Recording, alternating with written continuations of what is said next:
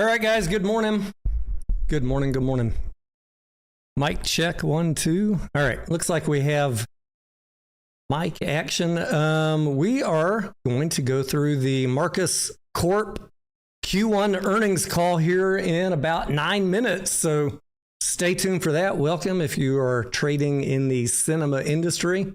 Some of y'all in the Discord I know own Marcus Corp. I have traded it in the past. I took an exit on my position. I was trying to see if I had it on. Yeah, I sold at 22.13 back in November because Q1 was going to be weak. The stock is trading down now to 15.93, which what do we have? We had our buy zone back in here. We bought this stock at 11.55 back in June of 2024. 2025 box office is going to be very different than last year. And we had a weak Q1 and Q2 last year. So I need to take another look after we hear the earnings call today to decide what my new buy-in point is if I'm going to be trading this stock. And we already saw in their press release, they talked about their Q1 results, but they very quickly in the press release talked about a pivot to the, Q2 is looking really good. And that's what we expect, right? Everybody knew Q1 was going to be bad. Really what everyone wants to focus on is the rest of this year and Q2 in particular. Ethan, good morning. Just picked up some calls for AMC earnings. Good luck to you on those, Ethan. We have the AMC earnings call tomorrow, so don't miss that one. Join us as we wait to hear AMC's Q1. We've got IMAX out of the way now. We've got Cinemark out of the way. MCS is the last one before AMC, and then all the big guys will be out of the way, and we can put Q1 behind us and focus on the rest of this year, which should be really, really good. Let's go through a couple of things here just from the press release for Marcus Corp.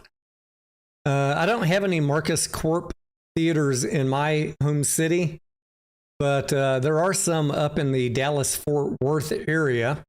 Maybe I'll do a pop-in next time I'm up that way and check them out. But the thing that makes this company different than any other theater exhibitor, if you're not familiar with it, is not only do they own theaters, they're a smaller theater exhibitor, but they also own hotels and resorts, and I think headquartered in Milwaukee, if I'm not mistaken. So it's a mixed bag of earnings that you got to understand each one individually, and they might not, if the cinema industry is not going so well, they got the hotels to lean on, or vice versa. If the travel industry is not doing so well and the cinema industry is doing well, you have some balance there, unless they're both doing bad or both doing good. Anya, good morning.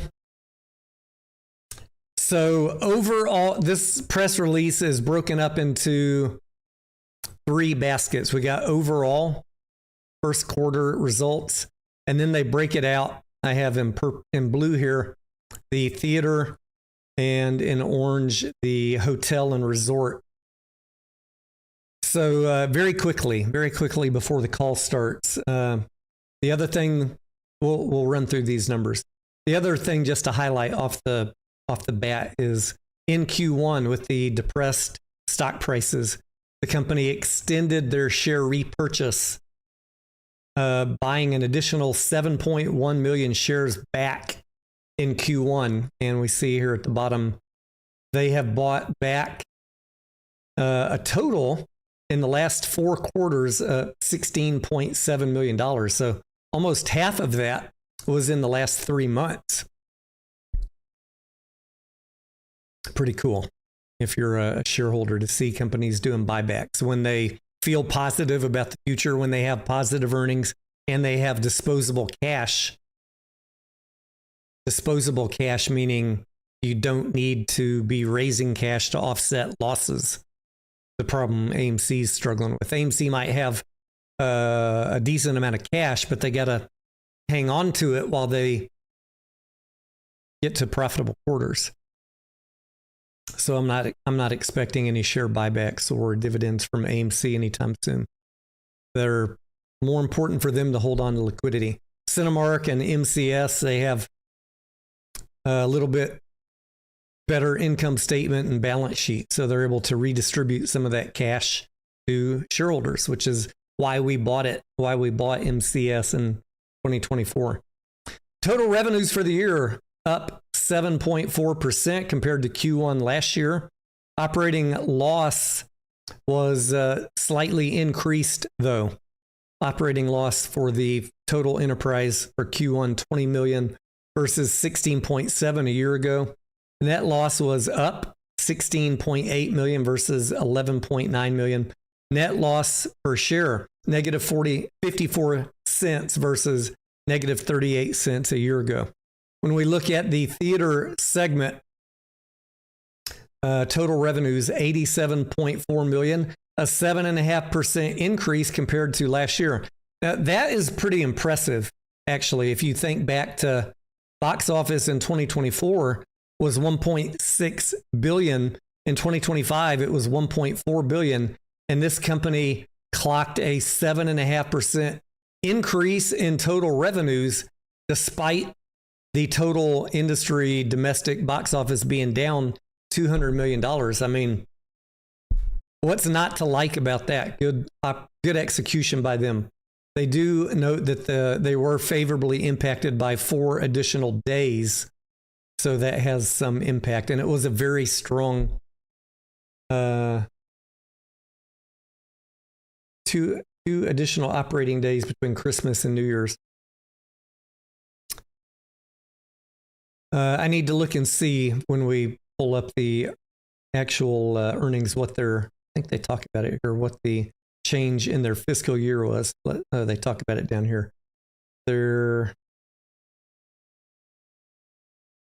beginning December 24th, the fiscal year changed from a 52-53 week. So I think they picked up a couple of days of Q1 from the end of 2024, but that won't be the same going forward after this. On the theater segment, total revenues before reimbursements were 52 million, a 8.9% increase over the prior year quarter.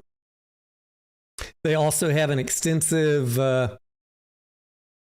hotel and resort renovation going on in Milwaukee. That should be concluded. It continued during first quarter, will be substantially complete in the first half of 2025 on the rooms. The ballrooms and meeting space will be substantially completed by early fall 2025. So that is the brief recap of the news from the earnings release, and we're about to hear from management any moment. I got them in my ear, still got music playing, but the call should be starting shortly. Ethan says, I'm thinking AMC won't make any moves until it's resolved the lawsuit after June 26th. The lawsuit is something that we're talking about daily in the live stream, in the Discord. I don't talk about it a lot on social media other than saying you should be aware of it. But we do talk about it extensively in the Discord. If you want to be in those conversations, join the Discord. All right, here we go on the call. Here we go, ladies and gentlemen. I'm going to mute myself while we listen in. We'll conduct a question and answer session towards the end of this conference. If at any time during the call you require assistance, please press *0 and an operator will be happy to assist you. As a reminder, this conference is being recorded. Joining us today are Greg Marcus, Chairman, President, and Chief Executive Officer, and Chad Paris, Chief Financial Officer and Treasurer of Marcus Corporation. At this time, I'd like to turn the program over to Mr. Paris for his opening remarks. Please go ahead, sir. Thank you, operator. Good morning, everyone, and welcome to our fiscal 2025 first quarter conference call. I need to begin by stating that we plan to make a number of forward-looking statements on our call today, all of which we intend to qualify for the safe harbors from liability established by the Private Securities Litigation Reform Act. Our forward-looking statements may generally be identified by our use of words such as we believe, anticipate, expect, or words of similar import. Our forward-looking statements are subject to certain risks and uncertainties which may cause our actual results to differ materially from those expected. Listeners are cautioned not to place undue reliance on our forward-looking statements. The risks and uncertainties which could impact our ability to achieve our expectations identified in our forward-looking statements are included under the heading Forward-Looking Statements in the press release we issued this morning announcing our fiscal 2025 first quarter results, and in the Risk Factors section of our fiscal 2024 annual report on Form 10-K, which you can access on the SEC's website. We will also post all Regulation G disclosures, when applicable, on our website at marcuscorp.com. The forward-looking statements made during this conference call are only made as of the date of this conference call, and we disclaim any obligation to publicly update such forward-looking statements to reflect subsequent events or circumstances. In addition, we routinely post news releases and other information regarding developments at our company that impact our investors, customers, vendors, and other stakeholders. You should look to our website, marcuscorp.com, as an important source of information regarding our company. We also refer you to the disclosures we provided in today's earnings press release regarding the use of adjusted EBITDA, a non-GAAP measure used in evaluating our performance and its limitations. A reconciliation of adjusted EBITDA to the nearest GAAP measure is provided in today's release. All right, with that behind us, let's begin. This morning, I'll start by spending a few minutes sharing the results from our first quarter with you and discuss our balance sheet and liquidity. I'll then turn the call over to Greg, who will focus his prepared remarks on where our businesses are today and what we are seeing ahead. We'll then open up the call for questions.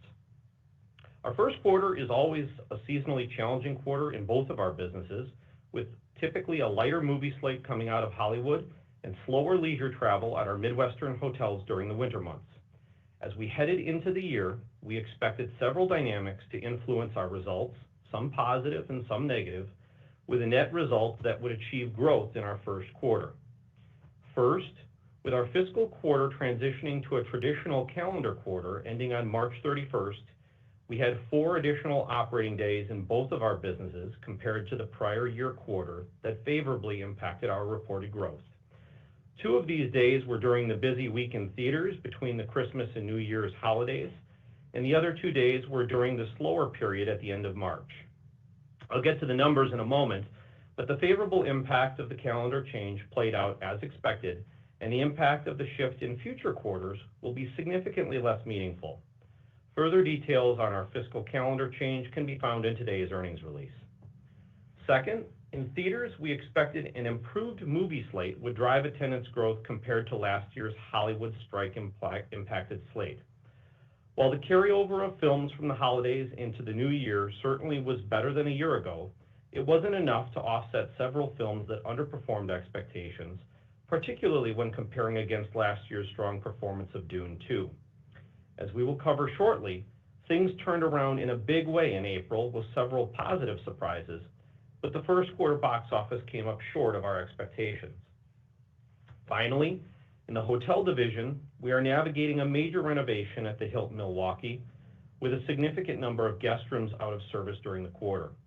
While this project is intentionally being done during our seasonally slower months, and we have the unique ability to shift business to our 2 other hotels in the market, we knew this was going to be an operational challenge. Our team navigated this exceptionally well, and as you will hear today, our hotel division results were able to overcome this headwind and achieve revenue and RevPAR growth. I'll start with a few highlights from our consolidated results for the first quarter of fiscal 2025. Consolidated revenues of $148.8 million increased $10.2 million, or 7.4% compared to the prior year quarter, with revenue growth in both divisions. The 4 additional operating days due to the change in our fiscal quarter favorably impacted consolidated revenue by $9.2 million. Operating loss for the quarter was $20.4 million, a decline of $3.7 million compared to the prior year quarter. I'll cover the divisional operational results in a moment, but at a consolidated level, the operating loss was negatively impacted by a $1.8 million increase in depreciation expense primarily related to last year's hotel renovations placed in service, and a $1 million increase in non-cash stock-based compensation expense, and was favorably impacted by a $1.4 million gain on the disposition of property during the quarter. Consolidated adjusted EBITDA for the first quarter was a loss of $300,000, a decrease of $2.6 million over the first quarter of fiscal 2024. While we don't like to backtrack, we always stress that the road back is not a straight line, and if there was a quarter to face challenges, this was the one, as the overall impact to cash flow was small in the big picture of our expectations for the year. Turning to our segment results, I'll start this morning with our theater division.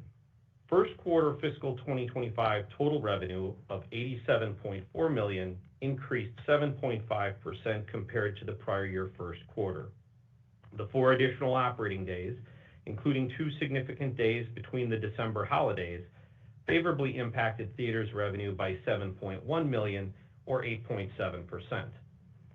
For our fiscal first quarter 2025, comparable theater admission revenue increased 1.3%, and comparable theater attendance increased 6.9% compared with our fiscal first quarter 2024. On a straight calendar quarter basis, first quarter 2025 comparable theater admission revenue decreased 14%, and comparable theater attendance decreased 8% compared to the prior year first calendar quarter. When using our comparable fiscal days, according to data received from ComScore and compiled by us to evaluate our first quarter results, United States box office increased 3.1% during our fiscal 2025 first quarter compared to U.S. box office receipts during our fiscal 2024 first quarter, indicating our performance trailed the industry by approximately 1.8 percentage points. On a straight calendar quarter basis, we were also 1.8 percentage points below the performance of the U.S. box office. We attribute our lower box office performance primarily to the differences in our pricing strategies during the quarter compared to those of other major exhibitors, and we believe our 8% attendance decrease for the calendar quarter performed better than our peers in the industry. As you know, that attendance outperformance benefits us at the concession stand and anywhere else that attendance drives ancillary revenues such as pre-show advertising. We also believe that it drives more habitual moviegoing, which at this point on the road back is very important. Average admission price decreased 5.1% during the first quarter of fiscal 2025 compared to last year, which was primarily due to an unfavorable ticket mix with an increase in child attendance resulting from an increased number of family films compared to the first quarter last year, as well as the impact of our strategies to drive attendance through various value-oriented promotions and programs that are designed to encourage repeat moviegoing that I just discussed. Our average concession, food, and beverage revenues per person at our comparable theaters increased by 0.8% during the first quarter of fiscal 2025 compared to last year's first quarter, which was primarily due to inflationary pricing changes. During the first quarter of 2025, we faced 2 cost challenges compared to the first quarter last year. First, our top 10 films in the quarter represented approximately 66% of the box office in the first quarter of fiscal 2025, compared to 62% for the top 10 films in the first quarter last year. 6 of the top 10 films in our first quarter this year were fourth quarter releases that carried over into the first quarter, including the holiday blockbuster films. Our first quarter of 2025 also included 5 days during the week between the December holidays, which drove a higher proportion of our Q1 box office towards the holiday films. The higher film cost on these holiday blockbusters and a more concentrated film slate resulted in an approximately 2.4 percentage point increase in overall film cost as a percentage of admission revenues. In addition, our labor costs in the first quarter of 2025 were higher compared with the first quarter of 2024. As we shared on our first quarter call last year, operating hours and staffing levels were significantly reduced during the first quarter of 2024, particularly during January and February, due to a weaker film slate following the Hollywood strikes and a shorter carryover of holiday films. With an anticipated improvement in the film slate in the first quarter of fiscal 2025, we returned to more traditional operating hours and staffing levels, resulting in higher labor costs. In addition, the lower than expected opening weekend performance from certain films during the first quarter of 2025 resulted in reduced labor efficiency on the lower than expected attendance. While we believe that we can tighten up that performance in the future, once again, we also see the normalized operating hours as an investment in repeat moviegoing. Being reliably open for customers when they can come is important, and as attendance rebuilds, it will allow us to build from a bigger attendance base. As a result of these two cost pressures, Theater Division adjusted EBITDA during the first quarter of fiscal 2025 was $3.7 million compared to $6.2 million in the prior year quarter. Turning to our Hotels and Resorts Division, revenues were $61.3 million for the first quarter of fiscal 2025, an increase of 7.2% compared to the prior year. Total revenue before cost reimbursements at our 7 owned hotels increased over $4.3 million, or 8.9% over the first quarter of fiscal 2024. The 4 additional operating days due to the change in our fiscal quarter favorably impacted hotels revenue by $2.1 million.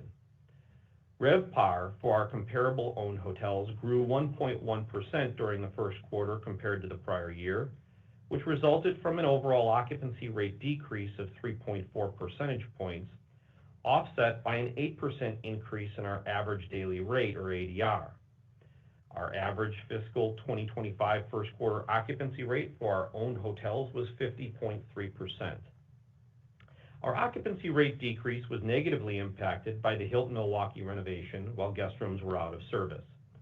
While we were able to shift business to our 2 other hotels, the Pfister and St. Kate, to mitigate the impact of the renovation on the overall portfolio, on peak weekend nights, there was some occupancy displacement from business turned away due to the reduced available rooms.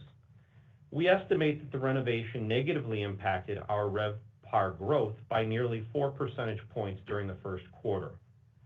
According to data received from Smith Travel Research, comparable competitive hotels in our markets experienced RevPAR growth of 6.7% for the first quarter of 2025 compared to the first quarter of fiscal 24, indicating that our hotels underperformed the competitive set by 5.6 percentage points.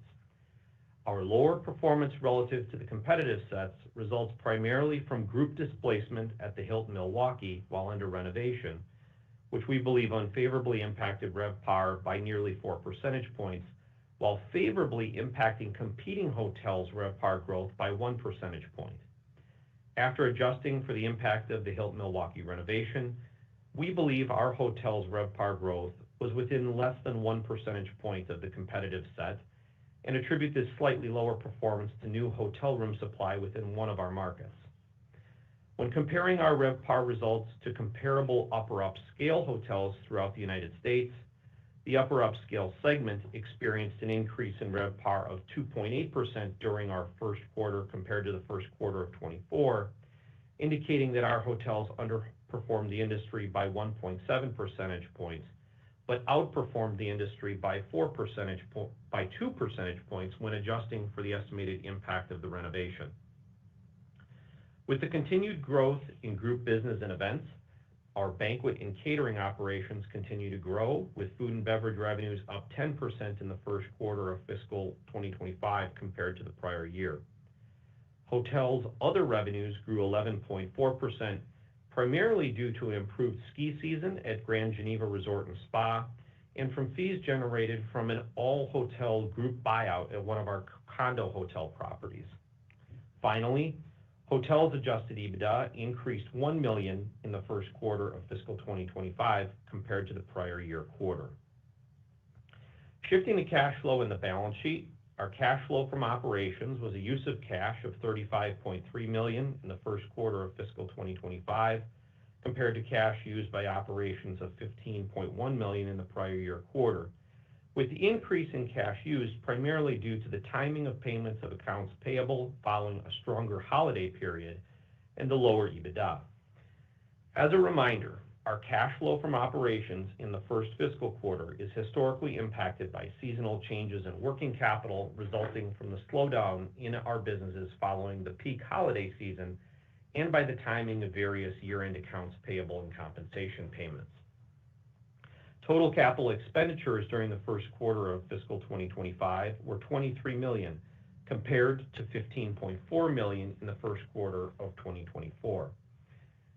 A large portion of our capital expenditures during the first quarter were invested in the Hilton Milwaukee renovation, with the balance going to maintenance projects in both businesses. Our capital investments and renovations projects have progressed as planned, and we continue to expect capital expenditures for fiscal 2025 of $70 to $85 million, recognizing that the timing of several of our planned expenditures are still just estimates at this time. We are finalizing the scope and timing of various projects in the second half of the year, and the actual timing of these projects will impact our final capital expenditure number for the year. We will update our capital expenditure estimates as the year progresses. Our balance sheet remains strong, and we ended the first quarter with $12 million in cash and over $192 million in total liquidity, with a debt to capitalization ratio of 31% and net leverage of 2 times. Finally, as we announced in today's release, during the quarter, we repurchased approximately 424,000 shares of our common stock for $7.1 million in cash. Our strong balance sheet and confidence in our businesses gives us the ability to continue investing in our businesses and pursuing growth while returning capital to shareholders through our quarterly dividend and opportunistic share repurchases. We will continue to allocate capital with a balanced approach that supports our strategic priorities while pursuing investments that provide the most attractive long-term returns to shareholders. With that, I'll now turn the call over to Greg. Thanks, Chad. Good morning, everyone. As we entered 2025, our plan for the year projected growth in both of our businesses. In theaters, we expected a stronger movie slate to drive significant growth, while in hotels, we expected a stable macroeconomic environment supporting slow but steady growth. While our outlook for the full year remains positive and optimistic, our path for the year looks a little different today than it did as we began the first quarter. In theaters, while the first quarter didn't play out as expected, in April we made up the lost ground versus last year and then some. And the summer ahead looks strong. In hotels, the first quarter exceeded our expectations, and while bookings remain strong, economic uncertainty has elevated. Excuse me. It's periods like these when I'm glad that we have a diversified business model that can provide a counterbalance when conditions may change in one of our businesses. I'm excited for the seasonal ramp-up coming in the months ahead, and our teams are ready to execute. We're maintaining our focus on long-term value creation while managing the short-term dynamics. I'll start with our theaters division. While the first quarter box office got off to a better start than last year with improved carryover of the holiday films, including family content that played well in our markets, the first quarter lacked big contributions from major tentpole films. And some films didn't attract the audiences that the industry had hoped. As I've said many times before, it's difficult to predict which individual films are going to work, and there are always going to be surprises, both positive and negative. With that said, one quarter does not make a year, and over time we continue to expect growth. To illustrate this point, through the first 2 months of 2025, the domestic box office was up 19% over last year. 1 month later, at the end of the first quarter, the domestic box office was down 12%. Now, after a very strong April, the industry is up nearly 16% through this last weekend, and we're building momentum heading into this busy summer moviegoing season. We remain focused on driving attendance through our programs that promote and incentivize repeat moviegoing, and continue to believe our strategy is showing early signs of positive results. For the second quarter in a row, our comparable theater attendance growth was better than most of our national peers, and this will continue to be an area of focus. While box office growth relative to the nation is one of several measures we look at to evaluate our performance, we're also focused on optimizing total revenue growth, including ancillary revenue, and the ultimate contribution that each incremental customer brings to the bottom line.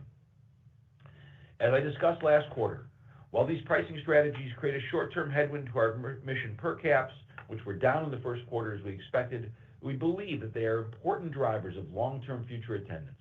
In addition, we believe it is important to be thoughtful on pricing in a potentially slowing economy and we will approach future pricing changes with this in mind. We continue to optimize our regular ticket prices in our markets to ensure we remain competitive and offer an attractive value to all types of customers, while capturing a premium during our peak demand periods. In addition to our focus on attendance, our team has also been executing several investment projects focused on increasing per capita revenues. First, we recently completed the conversion of 3 new ScreenX auditoriums at theaters in Illinois, Minnesota, and Ohio, adding to our initial test location in Wisconsin. Customers have enjoyed the immersive experience of the 270-degree panoramic screen that extends the projection to the sidewalls for select scenes, and we're excited to expand this premium large format offering to additional locations. The new ScreenX auditoriums premiered on May 1st in time for the weekend opening of the Thunderbolts and enjoyed large crowds and strong customer demand. Second, we are currently under construction to add concession stands to 3 of our dine-in movie tavern locations in New York, Pennsylvania, and Kentucky. These locations previously only offered customers concessions, food and beverage ordering through our mobile app or at the bar for delivery to your seat. By adding walk-up concession stands where customers can order all food and concession items, as well as pick up for mobile concession orders and self-serve soda, we expect to capture higher per capita concession sales while streamlining labor from our service delivery model at these locations. We piloted concession stands at 3 other movie tavern locations, and we expect these 3 additional locations to operate with a new model by the middle of the summer. In April, we were with our theater team at CinemaCon, and once again, our studio partners, film directors, and talent all continue to reaffirm the importance of theatrical exhibition and our role in elevating their content. Not only do we continue to see an increasing supply in the pipeline from the major studios, but it was truly exciting to see the serious commitment to theatrical exhibition from Amazon MGM with a film slate that will continue to grow over the next few years. While there is an important ongoing industry discussion regarding the appropriate length of the exclusive theatrical window, there is wide acknowledgement that theatrical exhibition plays a critical role to the overall movie and media ecosystem. Second, we got a closer look at the film slate for the rest of the year and into 2026, and we remain very optimistic about the coming attractions. As I alluded to earlier, April was a great positive surprise in several ways. Of course, everyone is thrilled with the record-breaking Minecraft movie, but the month was much more than that, with The Amateur, The King of Kings, and Sinners all exceeding pre-opening industry projections and holding very strong in the following weeks. In addition, the 20th anniversary re-release of Star Wars Episode III: Revenge of the Sith, with a $25 million weekend contribution to the box office, is a great example of just how much audiences prefer to see movies on the big screen. The summer movie season kicked off last weekend with the opening of the Thunderbolts, which continued the string of strong openings that began in April and will be followed by a number of big titles, including Mission Impossible: The Final Reckoning, F1, Jurassic World: Rebirth, Superman, and the Fantastic Four. The summer will also be full of widely appealing family features such as Lilo and Stitch, How to Train Your Dragon, Elio, Smurfs, and The Bad Guys 2. The fall and holiday film slate is also exciting with Tron Ares, Wicked, For Good, Zootopia 2, and Avatar: Fire and Ash, just to name a few. There are many more great films coming, noted in today's earnings release. Looking even further ahead, the 2026 film slate also looks strong with major franchises including Avengers: Doomsday, Spider-Man 4, Super Mario Bros. Movie 2, Moana, Jumanji 3, Toy Story 5, Mega Minions and The Mandalorian, and Grogu, just to name a few. In summary, we remain positive and optimistic about the road ahead and the long-term future for the industry and our theater business. Moving to our hotels and resorts division. You've seen the segment numbers, and Chad shared some additional detail on the performance metrics, including our continued RevPAR growth and strong average daily rate growth. As we've discussed in past years, there is significant seasonality in our hotel business, given that most of our company-owned hotels are located in the Midwest. We often lose money in this division during the winter months, and in the first quarter of fiscal 2025, we achieved $1 million of positive adjusted EBITDA, which benefited from the 4 extra days in the quarter and improved winter weather that helped the ski season at Grand Geneva. There were a few notable items in the quarter I would like to highlight. We were able to drive higher rates this quarter due to our continued focus on optimizing revenue management. With stronger weekend demand due to the improved ski season at Grand Geneva, we were able to drive significantly higher transient rates. In addition, we were able to create some rate compression in the Milwaukee market with the reduced available room count due to the Hilton renovation. While this helped us with ADR, the renovation negatively impacted occupancy and RevPAR during the quarter, as Chad described. RevPAR grew at 4 of our 7 owned hotels, with average daily rate growth at 5 hotels and occupancy growth at 2 out of 7 hotels, resulting in overall RevPAR growth of 1.1%. Milwaukee hosted the opening weekend first and second rounds of the men's NCAA basketball tournament, and our properties hosted 4 of the 8 teams playing at Fiserv Forum. While we don't get this event every year, it's a great event for the market to host in March during one of our seasonally slower months, and the proximity of our hotels to the arena make them an attractive option for the teams and fans. Group business during the quarter was generally stable, and our team is doing a great job capturing our share of the group business. The bookings continue to look solid, with our group room revenue bookings for fiscal 2025, or group pace in the year for the year, running just slightly ahead of where we were at this time last year, even when including the RNC group business in the prior year. That was the Republican National Convention. Even more encouraging, group room pace for 2026 is up 20% ahead of where we were at this time last year for the next year out. Banquet and catering pace for the remainder of fiscal 2025 is similarly ahead of where we were at this time last year. Finally, a quick project update on the Hilton Milwaukee renovation. The project continues to progress as planned, and as of today, we've completed and returned to service approximately 65% of the 554 guest rooms we will be renovating. We are on track to have the remaining rooms back in service by June 30th, with the meeting space and ballroom renovations continuing later into the summer. The newly renovated rooms look fantastic, and when we are done with the project, our historic hotel will feel like new and will be a great complement to the city's newly expanded convention center. As our hotel division heads into the busier spring and summer travel months, we believe the investments we are making in our properties puts us in a great position to win in our markets. While we've not yet seen any meaningful change in demand or significant cancellations of group business at our portfolio hotels, it's important to acknowledge the increased level of economic uncertainty compared to just a few short months ago. Our portfolio of upper upscale Midwest hotels in primarily drive-to destinations has historically experienced less volatility than coastal fly-to markets. With that said, if we begin to see softness, we are prepared to react and adjust quickly. Finally, we've discussed several of the investments we're making in both businesses, and as planned, this is going to be a significant year for capital expenditures as we reinvest in our assets for future growth and long-term returns. In addition, as Chad discussed, we also allocated capital this quarter to return to shareholders through opportunistic share repurchases. We have confidence in our businesses and a strong balance sheet that allows us to move quickly when we see good opportunities, and this is one example of us executing when we see great value in our stock. Over the last 4 quarters, we've now returned over $25 million, or approximately 78 cents per share to shareholders between our quarterly dividend and share repurchases. We will continue to balance investing in our businesses for future growth and returning capital to you, our shareholders. Before we open the call up for questions, I want to once again thank all the people that work so hard every single day making our ordinary days extraordinary for our guests. We talk a lot about the investments that we make in our businesses, but we can never lose sight of the fact that our people are our most important asset, and they proved that once again this quarter. With that, at this time, Chad and I would be happy to open up the call for any questions you may have. Thank you. Please press star followed by the number 1 if you'd like to ask a question, and ensure your devices are muted locally when it's your turn to speak.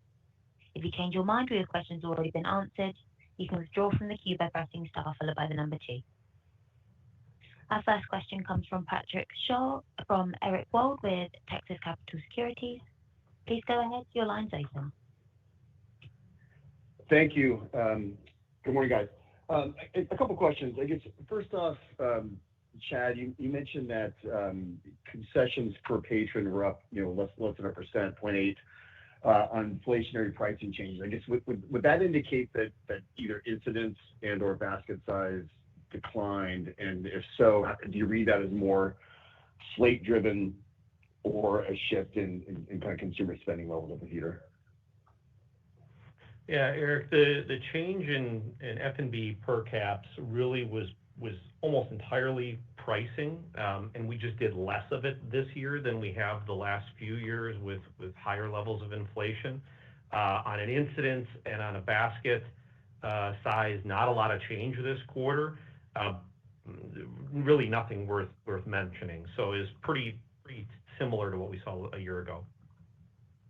Okay. And it's just in general, what are your views on your ability to take price if you need to, if certain inputs start getting pressure on the cost side? Yeah, I mean, we've done a lot of price in the last 3 years, and candidly, our customers have been willing to do it on a experience out of the home and have spent, and we haven't seen negative impacts from it. That being said, in a softening environment, a macroeconomic environment, we're going to be thoughtful about it. But our experience in the last couple of years has been we've been able to manage through it and pass it through as needed. Got it. I mean, just a follow-up question, because it's similar on the hotels and resort side. I guess as you get towards the end of the Hilton Milwaukee renovation later this year, do you view that as providing an opportunity to take price at that location, or view it more as ability to hold price in some kind of a renovation that needed to happen to be more competitive, I guess? And then just a kind of larger picture, how competitive do you view that market becoming once the kind of convention center demand continues to ramp? I think you actually, your last point is what really highlights it, Eric. And I think it's a little bit of both. I think that we had to do the renovation. I mean, it was time. And so a piece of the work is just keeping you in place. But, part of it was an investment knowing what was coming with the convention center. And we're seeing, and the initial results out of what's going on in the convention center look good. We're seeing bookings happen, and we should be a beneficiary of that. We will be the first choice hotel. I mean, we'll have the newest, nicest hotel convention connected to the convention center. So that should benefit us. The other thing I'd add, Eric, is, as you know, we've done several major renovations at our properties over the last 3 years now, between Grand Geneva and Pfister, and now Hilton Milwaukee. And what we tend to see once we complete them is that you win the group business when you're redoing the meeting spaces and the banquet and ballroom spaces, and so because you're the newest venue in the market. And so I would expect that we should be able to win on group business at Hilton Milwaukee, certainly more than we have in the last several years, just because the product's going to be fresh and there's a premium related to that. Perfect. Thank you both. Next in queue, we have Patrick Scholl with Barrington Research. Please go ahead. Hi, good morning. Just a question on ticket pricing. I was curious if you could also provide any detail on the impact of the Marcus Movie Club subscription product and any impact that's had as consumers have taken that up. We're pleased with the initial results. It is still just such early days, as we've talked about before, Pat. And the impact right now is very minimal. But we're pleased with the uptake, and it's moving in a direction and it's heading toward where we think it should get to. And we won't see, if you want to drive comparisons, because our program is like one of our peers.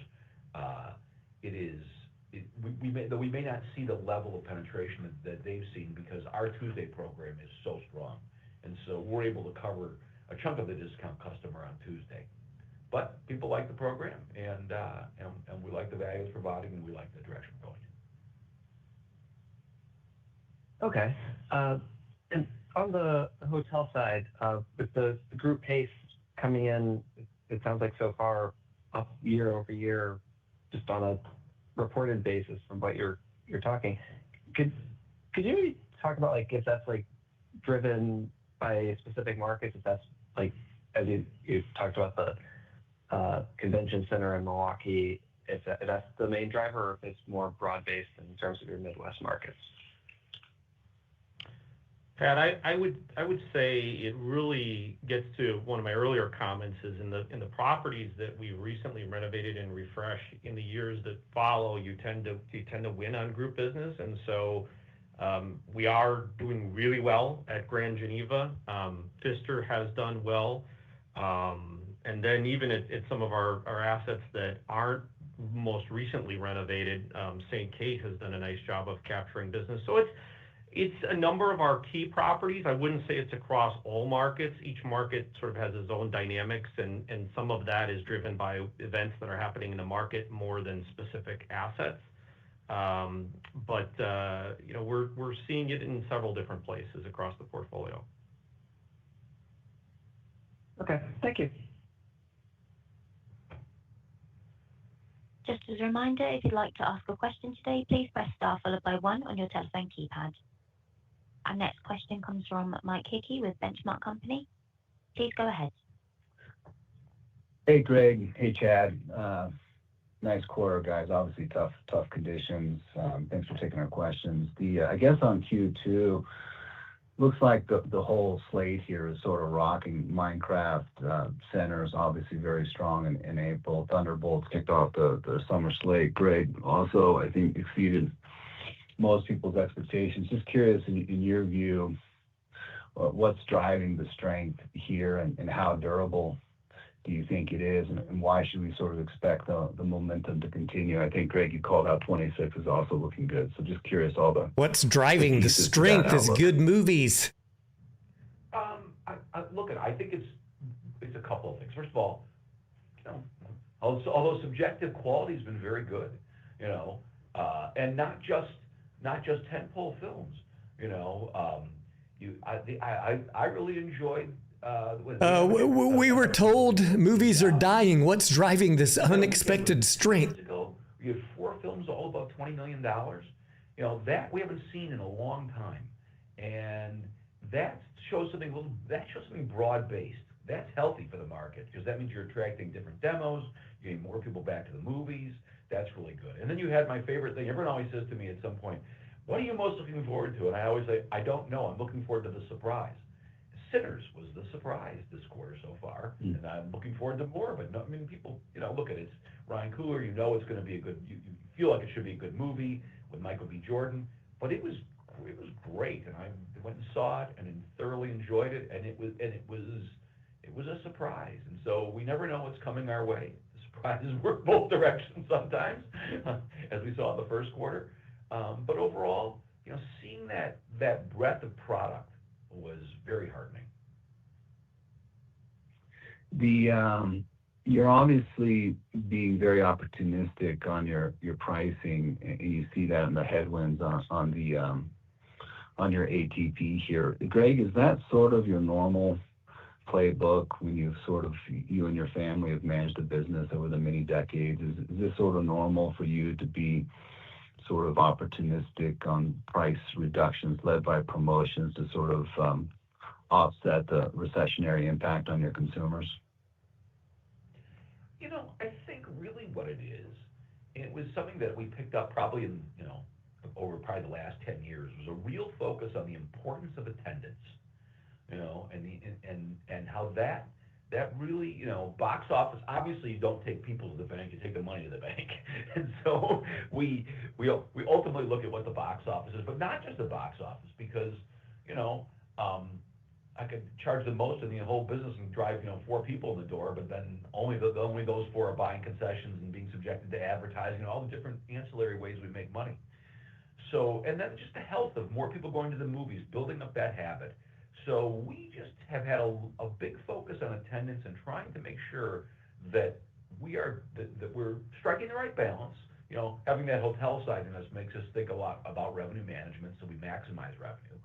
But that also attendance matters, and we saw it. The results are showing that we led the league in attendance growth. We're sure, or it was supposed to be in attendance and change in attendance, and we believe that's a long-term investment. We'll continue to tweak. And we constantly are looking at pricing, and it's getting more and more complex and more thoughtful. And I'm going to say this half jokingly, but I really hope AI just tells us what to charge soon one of these days.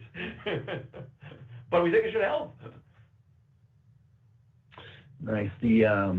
On the attendance, I guess one of the pushbacks as a moviegoer when you go into the theater, Greg, and there's big lines at the concession stand, it kind of makes you maybe want to skip it. So I guess attendance is great, but sort of how do you manage that incremental boost in attendance at the concession stand, whether it's maybe through digital purchases or maybe unique ways to sort of manage the congestion of all the people going into concessions?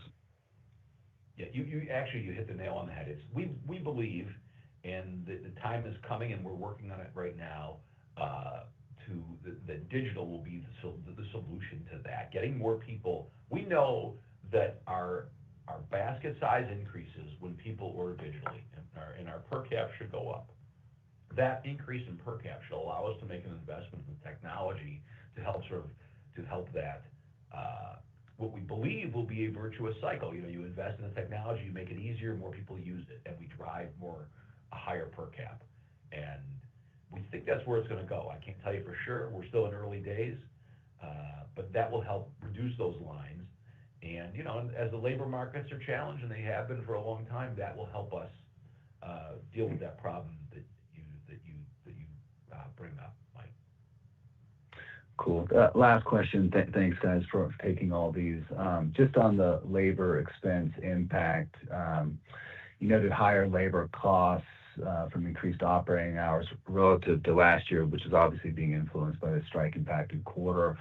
Can you provide more details on staffing levels, how they're trending, and whether that labor pressure will continue in Q2 or later in the year? Thanks, guys.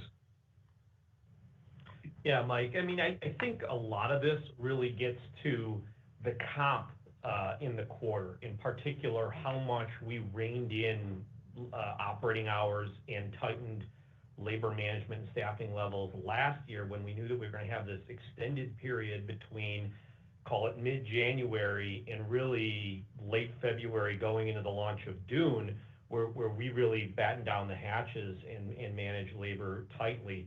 The operating hour increase was 7% year over year in the quarter on comparable days. So that gives you a sense of how much we tightened it last year. I would characterize our operating hours this year in the first quarter as more of a return to normal than that. We extended them.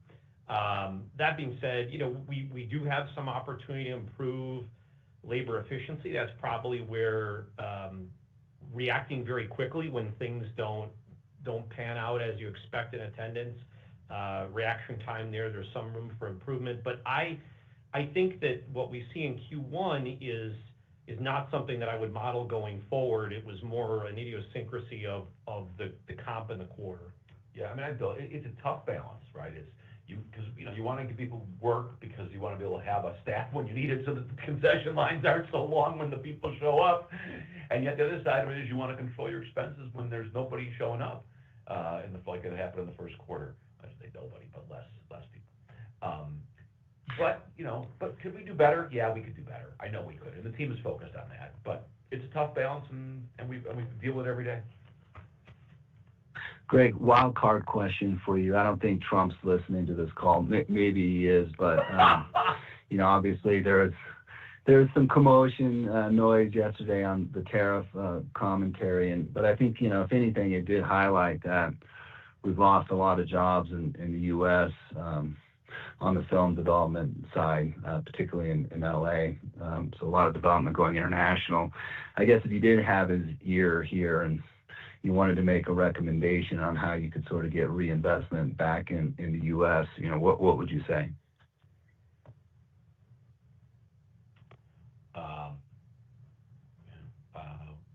We're a fragile business.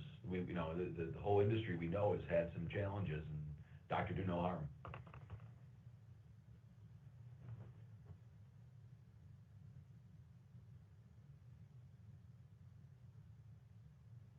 Thank you.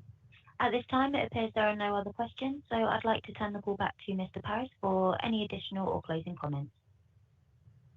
All right, thank you. Well, we'd like to once again thank everyone for joining us today. We look forward to talking with you once again in early August when we report the second quarter. Until then, thank you and have a good day.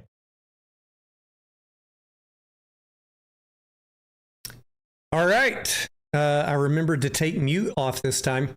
So I redrew a demand zone for MCS and I put an alert for myself around 1525. In case it drops down there, I'll watch it over the next couple of days. But I feel like, we're probably at the lows for the year in the cinema industry, right about here where we're at, unless the entire market collapses. And I'll look and see before I do my 5-minute recap video, which I will publish later today or tomorrow. I'll look and see what analyst upgrades are for MCS, but since we are expecting nothing but better quarters from here the rest of this year into next year, probably some upside. Like I said, I bought back in 2024 at 11.55. I sold MCS at 22.13. So anywhere buying in here is not unreasonable, around 16 bucks. I'll probably be greedy and see if I can get it closer to 15, but I don't know if I can or not. If I miss it, I'm looking at a lot of different sectors for investing and just trying to figure out where is my optimal return. So really to decide for me where to go back into MCS is going to be a function of where do I see it going in the next 12 months. I mean, if it could go up to 30 bucks, then a $16 entry is not bad. That's the work I need to do. And I was kind of waiting for this quarter to get out of the way, get all the bad news out of the way, and then find a new good entry. I think I talked about what I own in the industry right now. I don't own any AMC. I'm waiting to hear Q1 results, see what's on the proxy. And then we do have that lingering risk of the June bondholder lawsuit. I don't think the risk is high in terms of probability of a bad decision or a bad settlement, but the risk is out there. And if it were to go against AMC, it could be particularly devastating. So that's for you guys to decide on your own risk tolerance and risk management. That mainly what I want to see is on the proxy. What's on the proxy? I own a little bit of Cinemark. I own a little bit of Dolby, and I'm looking for a re-entry on IMAX and MCS. And then at AMC, I'll make a decision when I see the proxy, I guess. That is my own risk management decision. You guys do whatever you want. Lando says, how bad was Q1? For MCS, they missed on earnings, slight miss, and they beat on revenue. So it wasn't horrible for them. They increased their attendance and revenue in the movie segment, so that's good. A little bit of cost, higher cost due to the movies, higher exhibition cost, higher labor costs. And, we saw the same thing with Cinemark, some inflationary costs. So how will that impact AMC? Something to think about over the next 24 hours, and we will find out tomorrow. Thank you guys for tuning in. I'll put out a 5-minute summary or so on Marcus Corp later today or tomorrow as time permits. And I hope to see you tomorrow on the AMC earnings call live when the market closes. Have a good day.